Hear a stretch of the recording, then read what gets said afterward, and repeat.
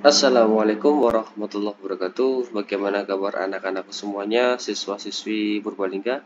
Alhamdulillah. Semoga kita semua dalam keberkahan Allah dan dengan Allah Subhanahu wa taala. Allahumma amin. Oke, pada hari ini kita akan melanjutkan pembahasan kisi-kisi Asaj tahun 2025 untuk jenjang SD. Kemarin kita sudah membahas 1 sampai 10, kita hari ini akan membahas 11 sampai 20. Bagi anak-anak yang baru mampir di channel Handani Creativity, silakan untuk di-subscribe, comment, share kepada anak-anak yang membutuhkan. Oke, langsung untuk selanjutnya ya, nomor 11. Disajikan salah satu Quran Al-Baqarah ayat 256. Nanti kalian menentukan pendapat tentang hidup damai yang berkaitan dengan surat dan ayat tersebut. Kalau kemarin kita Ali Imran ayat 64, yaitu tidak boleh syirik atau menyembah kepada selain Allah. Kalau Al-Baqarah ayat 256 di nomor 11. Nah, kalian bisa lihat dan kita bisa baca bersama-sama. A'udzubillahi minasyaitonirrajim. Bismillahirrahmanirrahim. La ikraha fiddin qad tabayyana ar-rusydu minal ghayy faman yakfur bit-taghut wa yu'minu billahi faqad istamsaka bil urwatil wuthqa la anfisama laha wallahu sami'un alim. Artinya tidak ada paksaan dalam beragama. Di sini tidak ada paksaan dalam beragama, telah jelas petunjuk dan kesesatan perbedaannya ya.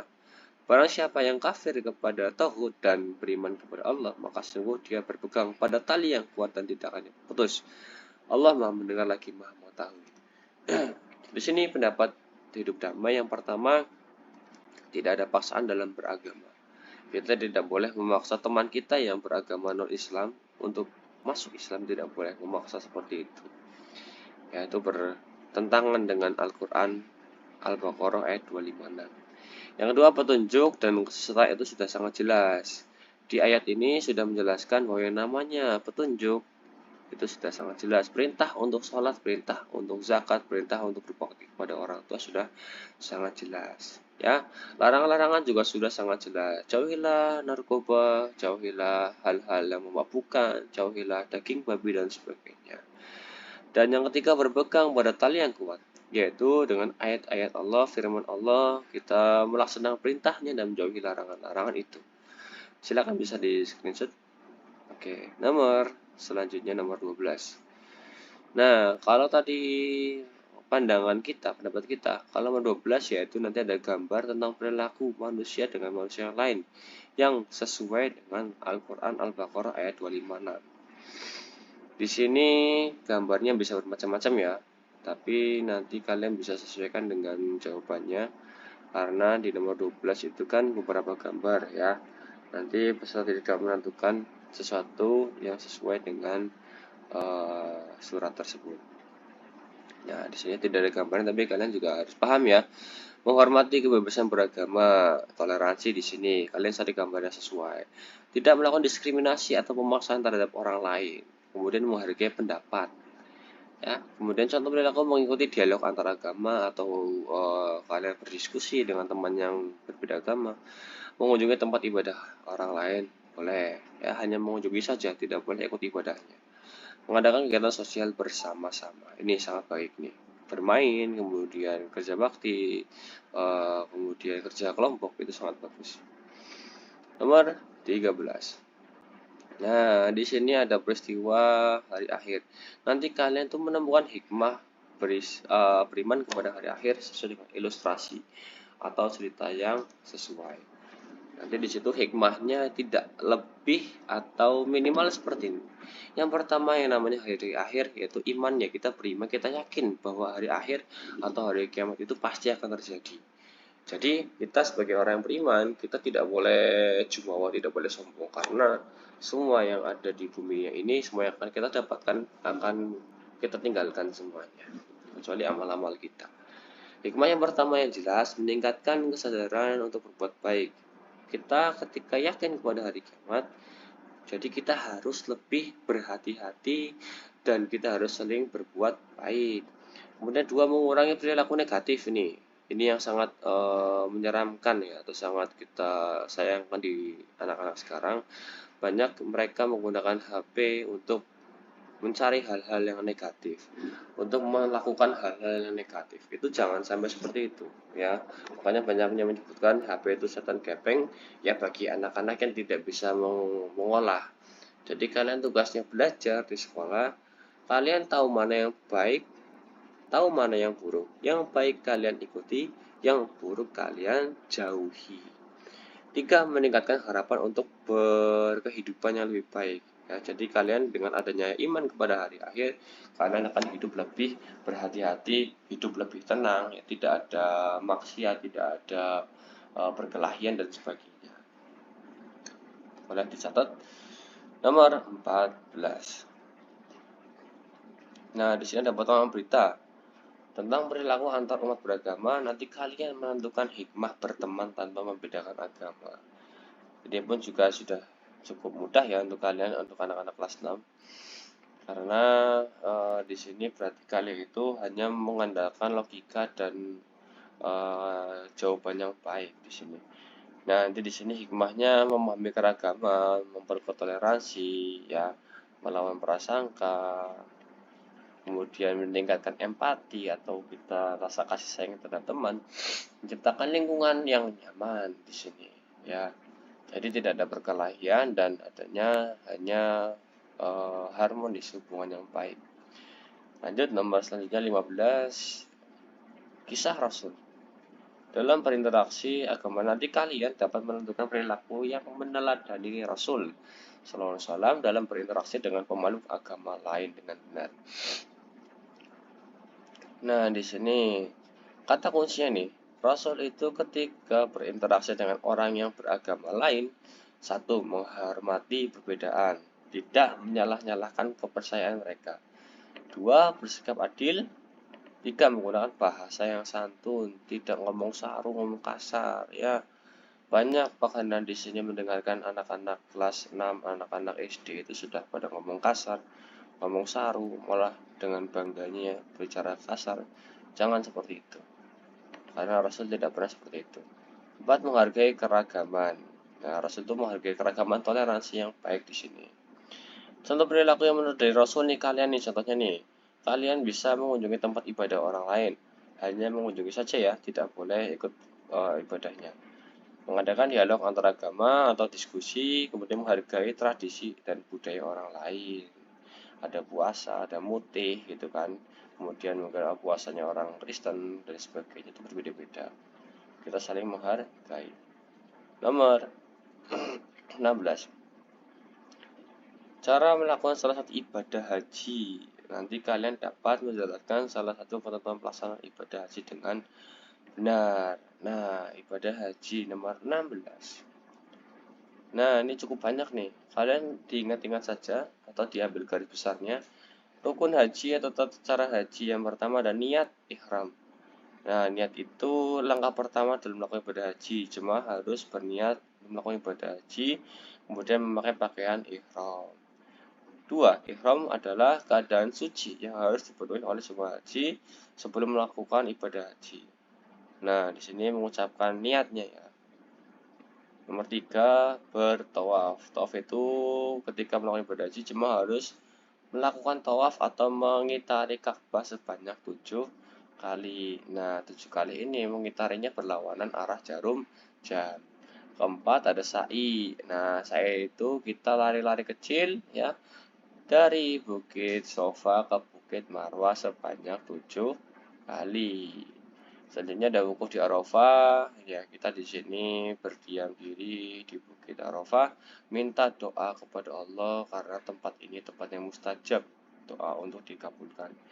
Wukuf di tanggal 9 Zulhijjah ini di Bukit Arafah. Ingat-ingat ya, siapa tahu ini keluar nih 9 Zulhijjah tanggal wukufnya. Lanjut, mabit di Muzdalifah. Mabit di Muzdalifah adalah langkah berikutnya. Jemaah haji harus mabit di Muzdalifah pada malam ke-10 Zulhijjah. Lanjut, lontar jumroh atau lempar jumroh. Jemaah haji harus melakukan lempar jumroh di Mina pada tanggal 10, 11, dan 12 Zulhijjah. Akhir tawaf ifadah, yaitu langkah terakhir ibadah haji, jemaah harus melaksanakan tawaf di sekitar Ka'bah sebanyak 7 kali. Tawaf terakhir sebelum selesai melaksanakan ibadah haji. Nah, ini ketentuan kalian bisa dipahami ya. Ini biasanya yang keluar itu pengertiannya, kemudian penjelasannya. Kalau kalian paham, insya Allah kalian bisa mengerjakan dengan baik. Nomor 17. Nah, di sini ada pelaksanaan ibadah kurban. Peserta jadi dapat menentukan hikmah kurban. Ya sudah kalian ketahui, pasti kalian tahu ya kurban itu apa ya. Nah, kita di sini bahas hikmahnya saja. Pertama, meningkatkan ketakwaan. Ya, kita melaksanakan perintahnya Allah, berarti kita adalah orang yang bertakwa. 2. Meningkatkan kepedulian sosial. Nah, kurban ini diberikan kepada orang-orang yang membutuhkan, tidak hanya orang yang beragama Islam. Meningkatkan rasa syukur kita atas nikmat, atas rezeki yang Allah berikan. Kita beri rasa syukurnya, yaitu wujudnya yaitu kita berkurban. Kesabaran pun sama di sini, harus menunggu kita menabung dan sebagainya. Ukhuwah Islamiyah atau persaudaraan sama Islam, meningkatkan kepedulian terhadap lingkungan, bersih-bersih, kerja bakti, ya, kemudian kerjasama dan sebagainya. Lanjut nomor 18. Nah, peserta didik dapat menentukan keteladanan Khulafaur Rasyidin dengan benar. Di sini kan Khulafaur Rasyidin ada 4 nih ya, Abu Bakar, Umar, Utsman, dan Ali. Nah, di sini kita contoh keteladanannya, yaitu Abu Bakar sebagai pemimpin yang adil, yang membuat keputusan tepat dan bijak. Umar bin Khattab terkenal sabar dan tabah di sini ya. Kemudian Utsman bin Affan adil dalam pemerintahan, tidak melakukan penyelewengan dan korupsi. Ali bin Abi Thalib orang yang bijaksana dan memiliki hikmah, membuat keputusan dengan bijak dengan baik. Begitu, itu garis besarnya di situ. Nomor 19. Nah, ini surat Ad-Duha yang kalian pahami di kelas 6 ya. Kalian itu harus hafal surat Ad-Duha beserta artinya. Ya, sudah kelas 6 nih, apalagi anak laki-laki harus bisa surat Ad-Duha. Surat Ad-Duha ada 11 ayat. Kita baca bersama-sama. Bismillahirrahmanirrahim. Wadduha artinya demi waktu duha. Wallaili idza saja, dan demi malam apabila telah sunyi. Ma wadda'aka rabbuka wa ma qala, Tuhanmu tidak meninggalkan engkau Muhammad dan tidak pula membencimu. Walal akhiratu khairul laka minal ula, dan sungguh yang kemudian itu lebih baik bagimu daripada yang permulaan. Wala sawfa yu'tika rabbuka fatardo, dan sungguh kelak Tuhanmu pasti memberikan karunia-Nya kepadamu sehingga engkau menjadi puas. Ayat 6. Alam yajidka yatiman fa'awa, bukankah dia mendapatimu sebagai seorang yatim lalu dia melindungimu. Wa wajadaka dhallan fahada, dan tidak mendapatimu sebagai seorang yang bingung lalu dia memberikan petunjuk. Wa wajadaka 'ailan fa'aghna, dan dia mendapatimu sebagai seorang yang kekurangan lalu dia memberikan kecukupan.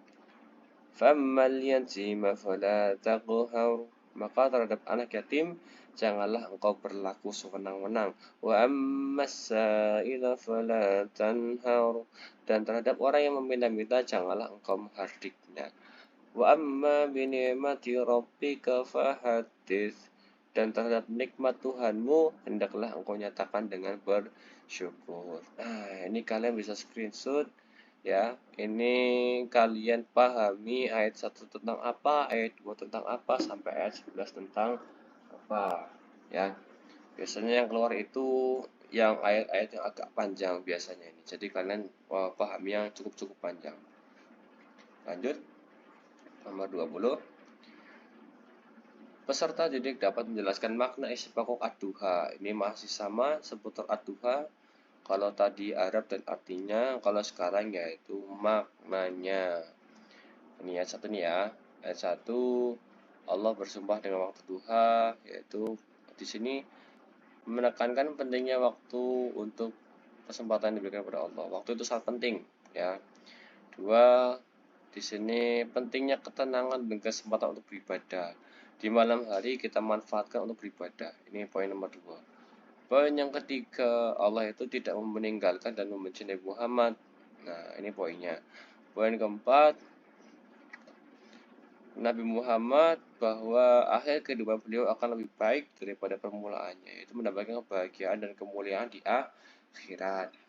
5. Di sini Allah akan memberikan karunia kepada Nabi Muhammad dan Allah meridhoi beliau. Ayat 6 di sini Nabi Muhammad tentang nikmat ya telah diberikan padanya, yaitu dengan menjadikan beliau sebagai orang yang tidak yatim lagi, memiliki keluarga dan tempat tinggal yang baik. Ayat 7 di sini kata kuncinya yaitu tidak tersesat tetapi memiliki petunjuk dan bimbingan dari Allah. Ayat 8 menjadikan beliau sebagai seorang yang tidak miskin lagi, tapi memiliki kekayaan dan kemakmuran di sini. Nah, ayat 9 ini berlaku baik terhadap anak yatim dan orang yang meminta. Jangan sewenang-wenang atau menghardik mereka. 11 kita dituntut untuk diwajibkan ya, diperintahkan ya untuk selalu mengingat dan menyebut nama Allah dengan bersyukur ketika dapat rezeki atau ketika sedang dapat musibah pun kita harus ingat kepada Allah. Oke, boleh dicatat. Ini nomor 20 dari ayat 1 sampai ayat 11. Kalian bisa pahami, bisa ambil garis bawahnya, garis besar-besarnya ya. Oke, sekian untuk 20 di soal 20.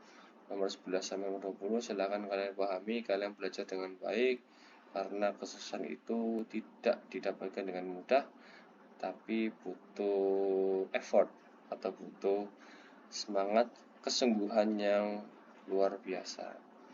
Cukup sekian, silakan belajar dengan semangat. Wallahul muwaffiq ila aqwamit thoriq. Wassalamualaikum warahmatullahi wabarakatuh.